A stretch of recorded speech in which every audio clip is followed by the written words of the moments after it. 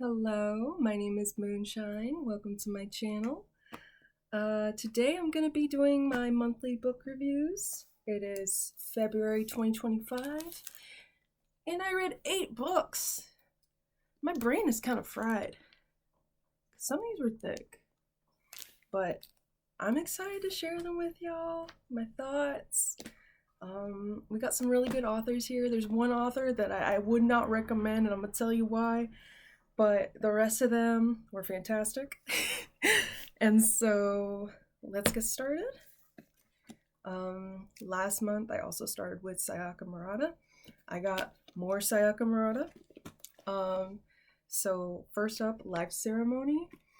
It is a story collection that has a lot of the same themes as her other book that I read, Earthlings, which was about this girl who was not conforming to a lot of social expectations and receiving a lot of backlash against it. And it got weird. We brought that weirdness back. But it was more like, instead of all of the weirdness combined into one character and one story, we had them scattered throughout, you know.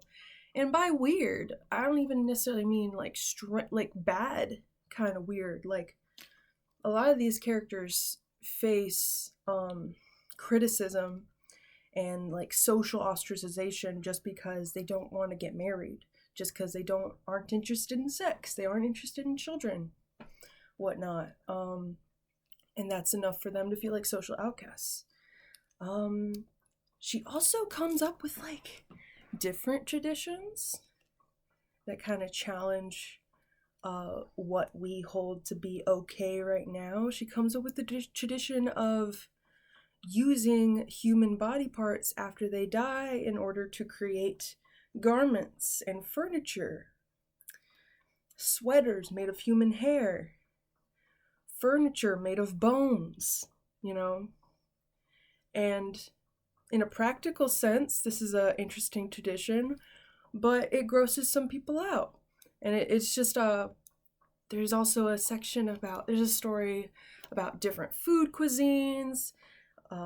Life Ceremony, the titular short story of the collection, is about a tradition that develops after a population has takes a huge death toll and the birth rate declines. After that, they start a tradition of having a life ceremony, which is when somebody passes away, they cook this person and they serve it to people, and this ceremony is supposed to be a kind of party to meet up and hook up with people and produce more life. Very interesting concepts, and it just feels like very real to me. I love her writing style. Her writing style brings me joy. She talks about dark things. She talks about like weird things. She really like picks apart traditions. She really takes down the veneer, everything, and it's just like, what are we actually asking people to do? What are we actually asking everyone to do? And like, I love her work. Yeah. This was a great story collection, and I think would be a good introduction. Earthlings, I loved Earthlings, but it was intense. So before you read Earthlings, you might want to read this just to get a feel, you know? But I loved it. Yeah. And I also read by her, this is her first novel, Convenience Store Woman. Similar themes of not conforming, but for this main character, her version of not conforming is, well, she's never been interested in sex, she's never been interested in marriage, she's never been interested in kids, typical family stuff. She's just grown up her whole life trying to be normal, not understanding how to be normal, just knowing that when she does certain things, when she makes decisions of her own accord, people don't like it. And so she's really learned how to conform and to make do. And when she went to college, she started getting a part-time job at a convenience store. And she ends up falling in love with the place. She ends up falling in love with the job. She stays in this job for 18 years. And it gives her structure, it gives her purpose. She knows the store, she knows that she's good at operating the store. It feels important to her. She knows she's good at it. And she receives pressure. At this point in the story, she's 36 at the time that the story happens. And she's getting pressure from her family, from friends, of like, why aren't you married yet? Are you even interested in people? Why are you still working that convenience store job? Why don't you have a real career? And she feels pressure to change something, anything. And she ends up inviting this bum-ass man to live in her home with her, who's kind of creepy and weird. It's alright. Nothing terrible happens. He's just talks nasty. He just talks nasty about women. But she's like, some of what he says makes sense because I am expected to conceive. I am expected to get married and have children. This is what I'm expected to do. But I would say by the end, she comes back to the fact that she loves being a convenience store woman. She loves working at the store. It makes her feel purposeful. She would rather be a convenience store worker than anything else. And I thought it was really beautiful. And it really, I've personally known people in my life in the past who have looked down on people who work at convenience stores or who do jobs that they don't want to do. And it's nasty. And I think this was just a really beautiful perspective of a convenience store worker. And, God, I mean, somebody's got to work these jobs and they deserve to be happy and well kept. I love this book. I love Sayaka Murata. I love her. I hope to see more from her soon. And I think I got all of her English translation work now. Everything that's been translated into English so far. So I hope that more will come. Yeah, that's Sayaka Murata. Next, Don DeLillo. Okay, I had never heard of this guy, but when I was looking at the library and looking in descriptions, I got interested in this one, The Body Artist. But then I saw right next to it on the shelf, The Silence, and it had a phone on it, The Silence. And I read the description and I was like, okay. It's Super Bowl Sunday in the year 2022. This was written like a few weeks or a few months before the COVID-19 pandemic started in 2020 or the end of 2019. And this is imagining a scenario in 2022 where all technology shuts off. First, all communication devices shut off, and then shortly after that, the power goes off. And then people are scrambling to figure out what is going on, right?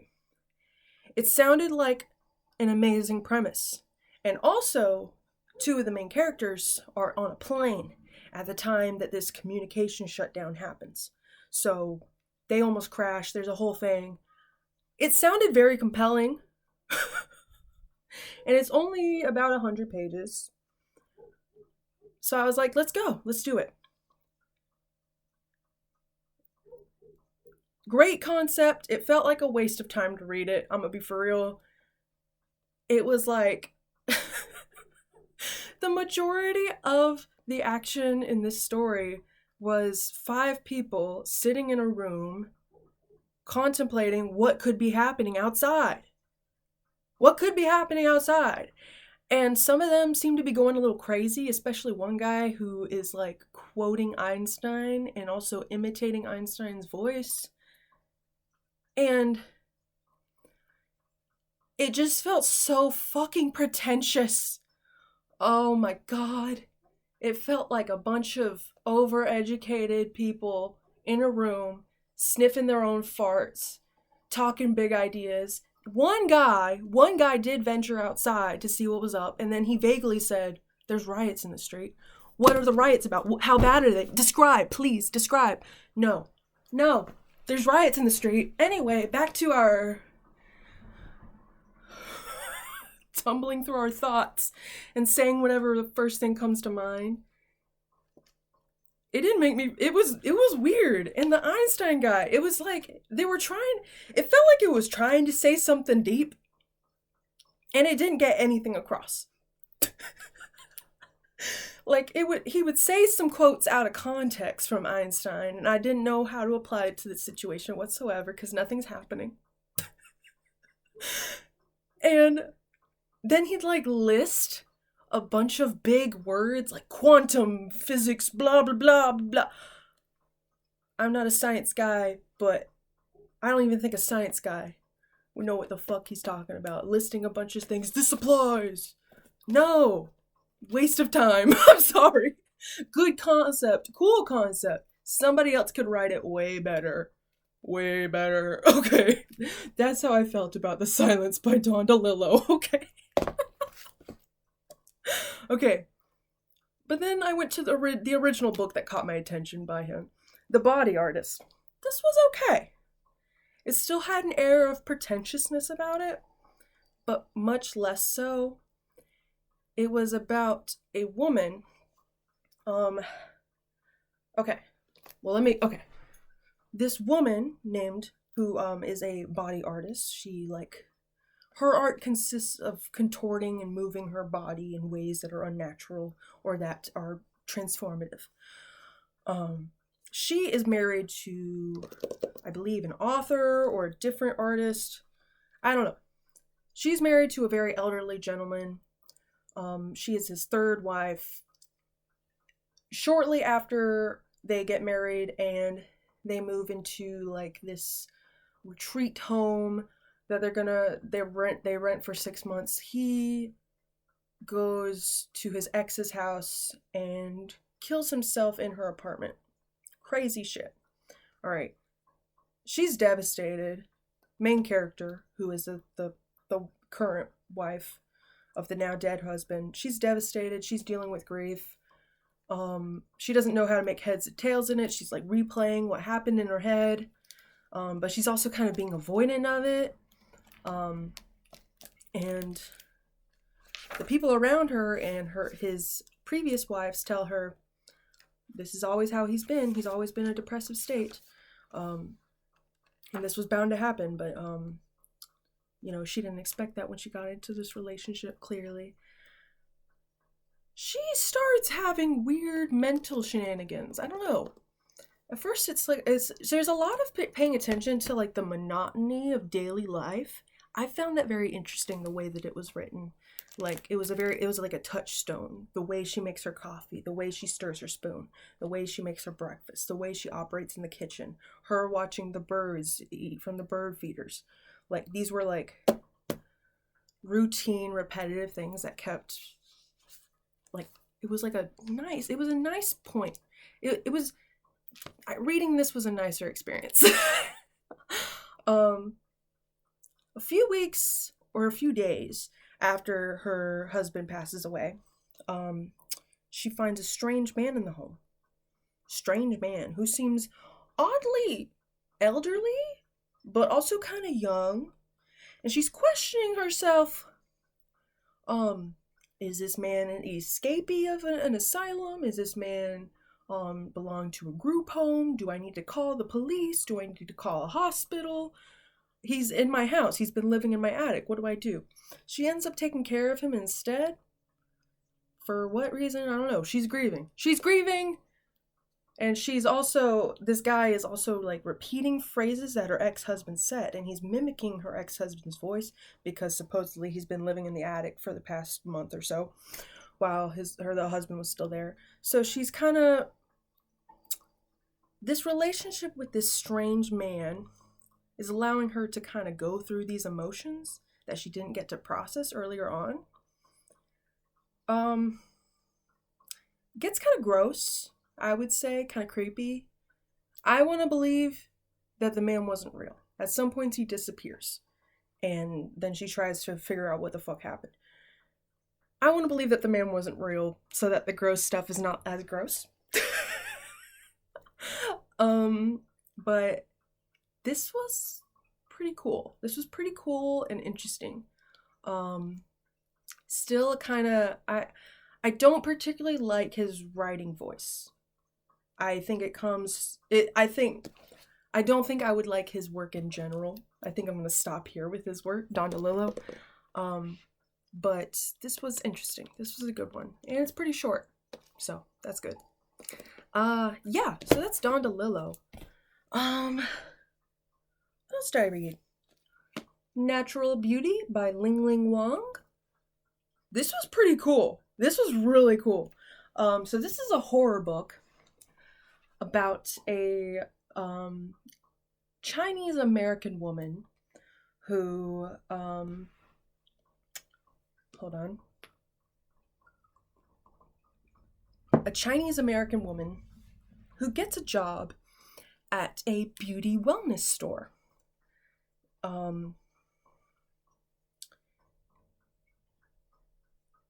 It gets crazy. It gets crazy. This beauty wellness store, they're very high. They're very rich, very high tech. They offer Botox. They offer like specific like nutritional drinks. They give you a specialized regimen when you first join.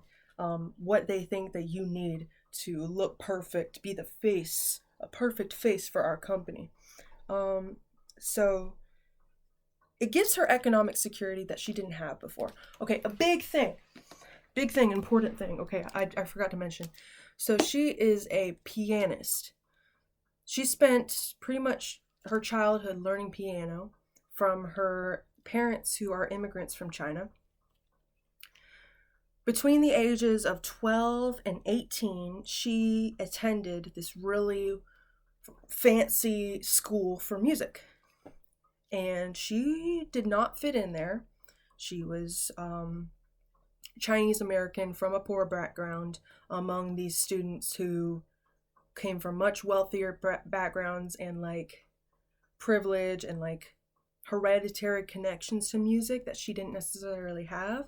And she was actually really like, she was kind of a star. She was extremely talented, more talented than a lot of the kids there. And so they were jealous of her and she received a lot of bullying. And she just always was trying to fit in.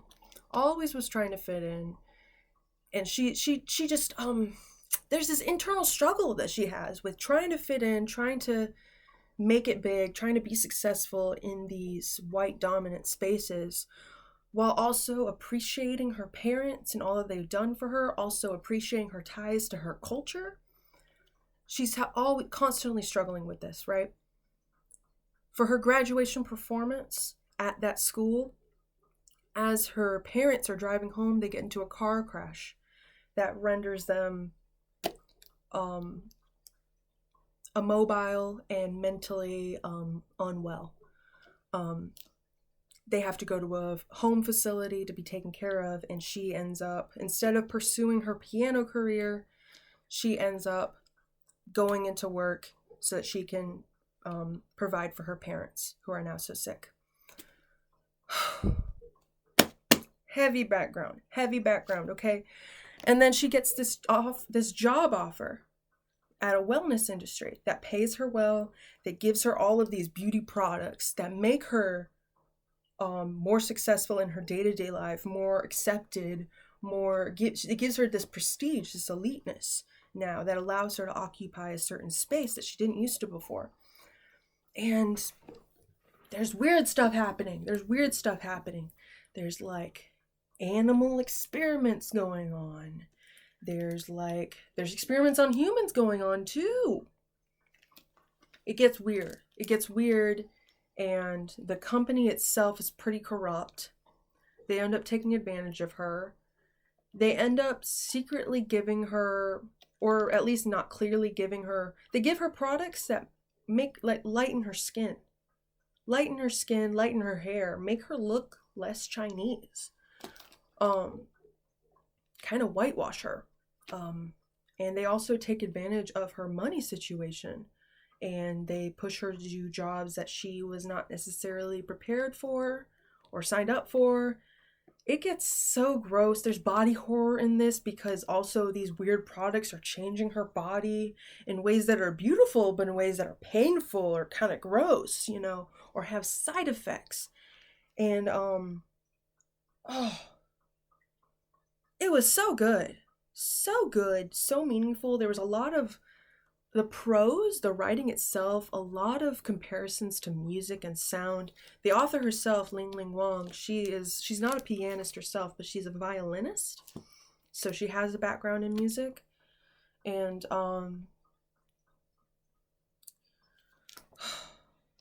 this was such a good book. This was a good book. Good horror, good experience of a child of immigrants who's trying to be successful in this career, in these spaces. A lot of talk about what makes us beautiful. It was great. It was great. Natural Beauty by Ling Huang. Yeah. All right. Camp Damascus by Chuck Tingle. I love Chuck Tingle. He's known for erotica, but he's gotten into the horror scene recently, and I think he's doing amazing. So this Camp Damascus, it's about a conversion camp. I believe the setting is Montana. So this young woman named Rose, she's growing up in this town. It's actually controlled by a religious Christian cult.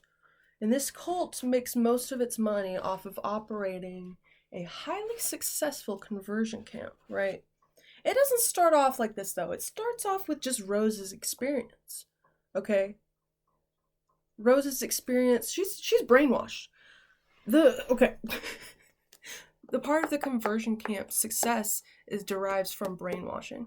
And so it starts off with this brainwashed version of Rose, who's finding hints everywhere, and she's getting like flashes of memory as she's going, and she's like, I can't really piece it together. And then finally, she's able to link it to, oh my God, these bad things happen when I'm having homosexual thoughts. What? Oh my God. I'm a homosexual, and it has something to do with demons, because demons start appearing. Demons start appearing whenever they start having homosexual thoughts, and when they are about to act on their homosexuality, then the demons might fucking kill you. All right, that's how the conversion camp is so successful, because they tie demons to you. Okay, so Rose is figuring this out on her own in a community where if you figure this out, something bad is going to happen to you. It's a very tight-knit community, but everyone's also kind of watching each other and talking to each other. So she somehow figures out how to kill a demon, and she kills one. And then they're really after her. They're like, how the fuck did you kill a demon? Now you know how to escape the system? Oh, we gotta get her. She finds refuge in a home of someone who turns out to have been a previous friend of hers named Saul. And they get together and they figure out, they get down to the nitty-gritty. Saul's kind of an engineer STEM type. And, oh yeah, important. Rose is autistic. This is amazing neurodivergent representation, okay? Rose is autistic and Saul has ADHD. Together, they work amazingly. Rose, the whole time, she's a very big research mind. She's looking into everything that is happening, and this is how she figures it out, just by like access to the internet, really. It's incredible. So Saul and her get together. Along the way, she figures out how to break the curse of also her previous lover. So the previous lover, her name is Willow. Yeah, Willow joins the team, and they decide, we're going to put a stop to this camp once and for all. And they do. It was great. Okay, so this was a great book. This was a great story. I loved the characters. But it felt a little rushed. It did. I saw the transition as it goes, but it felt so rushed. Not that we missed much of anything important, but it just like I would have liked to spend more time with Saul, getting to know Saul. There was allusions to like, okay, we got Rose's partner freed from for the demon curse. Saul also has a partner who he wants to reunite with. But it was just alluded to and we didn't get to explore that, and there was a lot of like hints at like there's more to Saul. Saul is a complicated character that we need to get to know more. And then we didn't get that information. We didn't get to know him more. And at the end I was hoping that we would see some more for him, but not really. This was a good story. I just wish that the side characters, the friends, were more developed. That's my critique. Okay, but I love Chuck Tingle. I love his work. This is really good if you have religious trauma that is tied to your sexuality. This was an amazing book. Okay. Cradleland of Parasites by Sara Tantlinger. I love Sara. This is a poetry collection about the Black Plague. Very interesting, very interesting. I wasn't sure how I was going to like it. I liked it a lot, okay? And it's very historical, very inspired by history and like raw facts that influence her to make something like really beautifully worded or grotesque.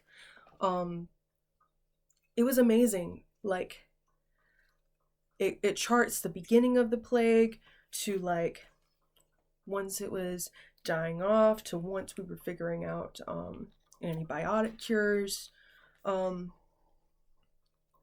She talks from like a future perspective of like, we didn't know there was bacteria. She goes into the perspectives of people who are in the plague, people who are sick, people who are plague doctors, people who are witnesses for plague doctors, grave diggers. Oh my god. I mean, it just paints a very vivid, emotional picture of what it was like to live during these plagues and to survive these plagues too. She pays a lot of attention to the role of women in the plague and in the aftermath of the plague, because there was so much population decline. We need more workers, we need more babies.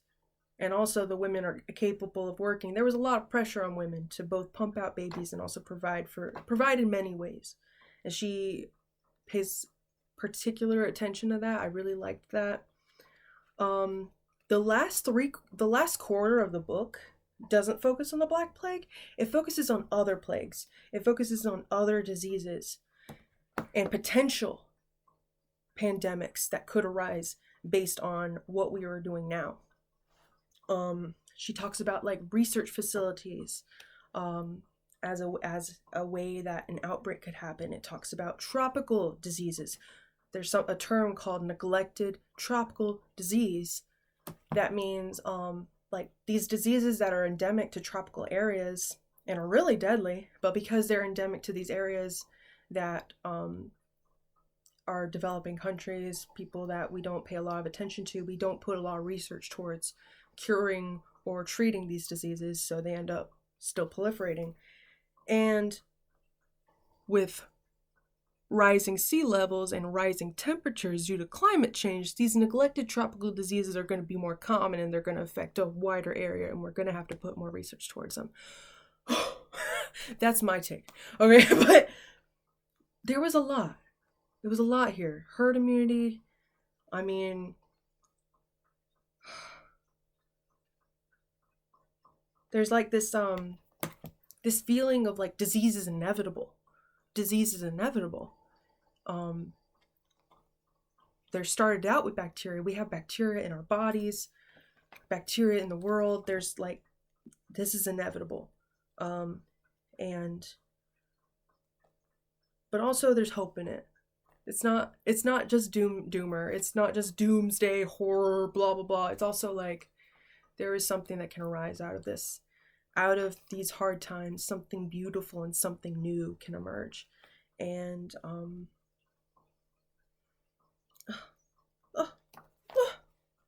I love her poetry. Wow, thank you, Sara Tantlinger. Last but not least, Ruth Ozeki, The Book of Form and Emptiness. Wow. This was too long. I'm sorry. It's like 550 pages. And I committed to it. I did it. But holy damn. It could have been a little shorter. At least. Okay. It was a good story. It was just damn. Okay. So this focuses on the story of a son and his mother who are grieving the tragic death of the father, who dies in an accident. He was high. He fell asleep in the street, and then a truck that was hauling live chickens to a slaughterhouse ran him over. And so he died, and the chickens, they fell everywhere and they died, and not good. That's how it begins. This just very absurd way of dying and absurd circumstances, but also kind of like just fun, like getting to know these like little quirky characters, you know. I really enjoyed Benny, the son. It follows their grief. So after his father dies, he hears his father's voice in the house, and it distresses him, and he doesn't know how to make sense of it, so he doesn't talk about it. And then about a year after that, he starts hearing voices in general. He starts hearing voices coming from objects. Every object has a voice, and every object has a story, and he's hearing it. And it's loud, and it's distracting, and he has to wear headphones to keep the noise out, and but he's not really talking about it at first. He's still trying to like keep it contained. He feels like this isn't real, this is crazy. I don't want to be crazy, and my mom is stressed. I don't want to stress her. Frankly, I really disliked the mother. Really disliked her. I have some empathy, but damn. The mother, her way of coping after losing her husband is to really hold on to belongings, hold on to things, hold on to memories, like they're all she has. She begins hoarding. Their house becomes a hoarding house. There's stacks of boxes to the ceiling, and I think that this was not, directly stated. It was just alluded to throughout the piece. This was not directly stated, but I believe that the hoarding certainly contributed to him, hearing the voices of all the objects, the overwhelming objects around him. That's my opinion. I'm just getting into my opinions. Let me get into the story. So, he finally has an outburst at school, which leads them to diagnosing him with schizoaffective disorder. He ends up going to a mental hospital, and then he has to start seeing a psychiatrist regularly, and he's put on medications that make him feel out of whack. Luckily, this time's with summer that he has off. And he uses this summer, he spends the summer in the library that he spent his childhood in. He just goes to the library. Well, he goes to the library because he was given a little note from a girl at the mental hospital that he went to that was said, go to the library. So he's going to the library, and he starts finding other notes that lead him to more books, learning about new things. It's really interesting. This book really shows a love for libraries and a love for printed word in particularly. The mother's job is media. I forget what the title is called, but she reviews media. She starts off just reviewing newspapers. She finds articles that are relevant to people that she needs to send it to, writers, research tanks, whatever. She does that. Over time, she goes from print to now digital stuff, audio things. That's her job, is consuming all of this massive media. She knows a lot about natural disasters, a lot about horrible political and global things that are going on, current events that she is overflowed with. And obviously this trickles down into Benny's mind, even if he's not directly engaging with it. Just a lot of overwhelm. This is a mother and a son trying to cope in an overwhelming world that is not very supportive and is very ostracizing of people who don't react in a stereotypical way or don't react in the expected or accepted way or have non-common experiences, such as hearing voices. All right. So at the library, Benny makes friends with both the girl from the mental hospital and a homeless man who is missing a leg, and he is a Serbian poet. He's a poet and philosopher from Serbia, and he's also a Marxist, and he has all these ideas, and he carries a suitcase with him with his novel in it, and they're very eccentric characters. The girl from the mental hospital, her name is The Aleph. That's her artist name. She's an artist. And they're both very eccentric characters, and I think that they're great influences for Benny, even though they, not typical. They're both homeless. They're both vagabonds, he calls them. And they were great friends.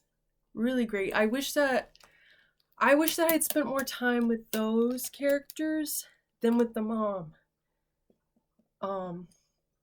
Like, the way this was written too was from 3 different perspectives.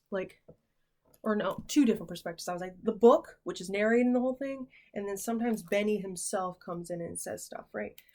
The book says that the book is giving the story of Benny, but for all that the book said about, he's just telling the story of Benny, he's not here to focus on his mom. He focuses a lot on the mom. I'm giving the book he/him pronouns for some reason. The book focuses a lot on the mom, and it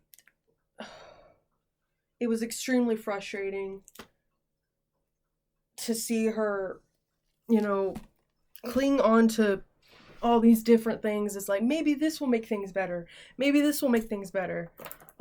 I just need to pay more attention. Maybe I just need to be harder on Benny in order to fix this, and not getting real about the hoarding problem that she's got going on, and also her depression, and also her social isolation. She stopped having friends once her husband passed away, and then she was putting all of this emotional pressure on Benny to make her feel okay. I related to that part too hard, and it upset me to read.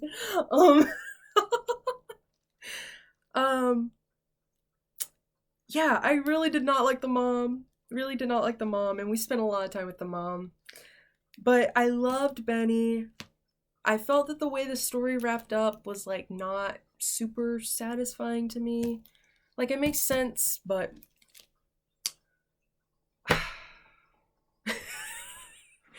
I just want Benny to be okay after this. That's what I want. I want Benny to be good. And I think that Benny's going to be doing better, given the events, how the events unfolded. It had to get worse before it got better. But,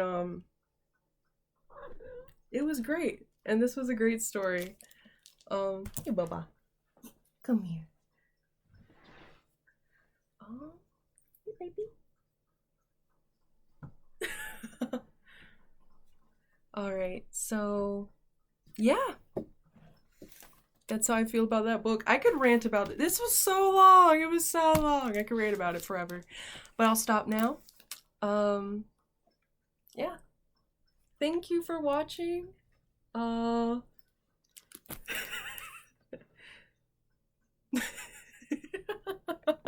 don't get on the computer, please. I'm sorry, baby. All right. Yeah, I hope y'all have a great March, and I'll update you again then. This has been a pretty nice, slow, relaxing month for me, so I've been able to read a lot. We'll see how March goes, and I hope it's well for you. And if you enjoy listening to my book reviews, watching these videos, please like and comment and subscribe. Yeah, all right. See ya.